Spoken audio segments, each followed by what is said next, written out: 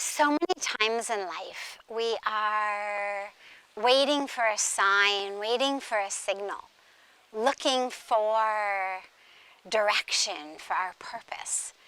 And yet then, when it happens, it's so easy to disregard the way that the touch of the divine, the way that the flow of the universe may come. And this happened to me. When I had first come to Rishikesh after having this sacred and amazing experience on the banks of Mother Ganga, I was walking through the ashram. I had discovered this beautiful ashram as a beautiful pathway to get from the banks of Ganga to the hotel that we were staying at. And one day, as I was walking through the ashram, that voice of the divine spoke. And of course, I tried to pretend it was all in my imagination. So here in the spot where that happened, on this pathway, I'm going to share with you this chapter from Hollywood to the Himalayas, chapter 7, titled, You Must Stay. PARMARTH NIKETAN ashram became my pathway between the hotel and the banks of Ganga, a walk I took several times a day, rushing out of the hotel early each morning and inevitably having to return to use the restroom at least a few times before Jim came to get me after sunset. One day, as I walked through the ashram, I heard a clear, stable voice, a man's voice saying, "You must stay here." I looked around to see who had spoken, but the pathway was empty. I looked up, but there was no one on any of the balconies above. If the voice had come from the central gardens, it would have had to be a shout, not the gentle voice I had just heard. No one had spoken. If no one was around, there couldn't have been a voice, I reasoned. I must have imagined it. So I kept walking. 30 seconds later, I heard it again.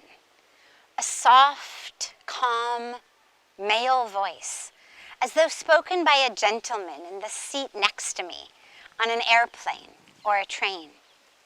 You must stay here. Again, I looked.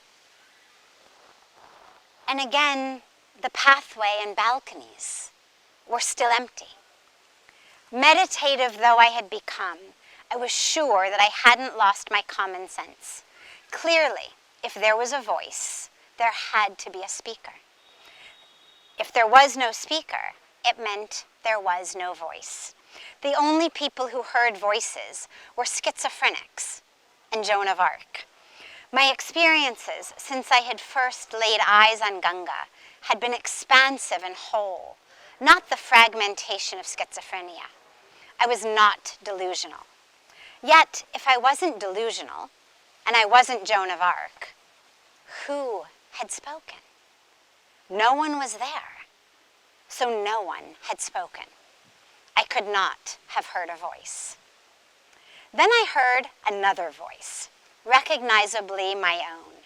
It said, speaking in that authoritative, commanding second person to which I had become accustomed, "Okay, you can ignore that voice, but you are about to ignore a very strong sign. You are about to pretend that you didn't hear a voice just because it doesn't make sense. You're free to do that, but it is a violation of the vow you took on the airplane to keep your heart open.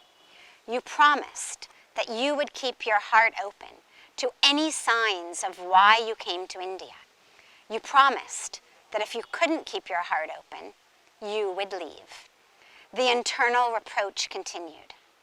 So, if you are going to pretend that you didn't hear a voice, you must go back to Delhi and get on a flight home to San Francisco. You cannot break your own vow. I was not in the mood to navigate a return trip to Delhi or to leave India quite yet. Along with the ecstasy, I was fighting a cold. I had, therefore, only one choice. Conceding to my own ultimatum, I walked off the central pathway and onto a smaller pathway in the PARMARTH NIKETAN ashram toward a large sign with office painted on it in English. Now the signs say reception. At that time they said office. I would like to stay here, I told the man behind the counter. He and 3 other gentlemen sat cross-legged on a thin mattress behind a low wooden desk. He did not respond. He just looked at me. Excuse me, I would like to please stay here, I repeated, slower and louder, careful to enunciate my words. Is it possible? Can I stay here? How much does it cost? And to hear the rest of it, you can read the rest in the rest of this chapter or wait for our next video. But I love this particular story because this is how it all happened for me. This ashram was just a pathway from Ganga to the hotel. And yet, on that path, I heard this voice that I first ignored, heard it again, was about to ignore it again. If I had ignored that voice, I wouldn't be here today. And so as we look for the directions, for the path, for the sign, for the signal from the divine, be careful to make sure that your ears are really open and that when you hear something, don't disregard it so quickly, just because it may not make sense. I was a scientist, not a mystic, not someone who heard voices. And yet, that voice, and listening to it, and following it, led me to where I am today. So I'm so enjoying sharing these chapters of Hollywood to the Himalayas with you as we actually stand in the places here at PARMARTH NIKETAN, on the banks of Ganga, in Rishikesh, where all of the different chapters happened. So stay tuned for the next video for another chapter on another location.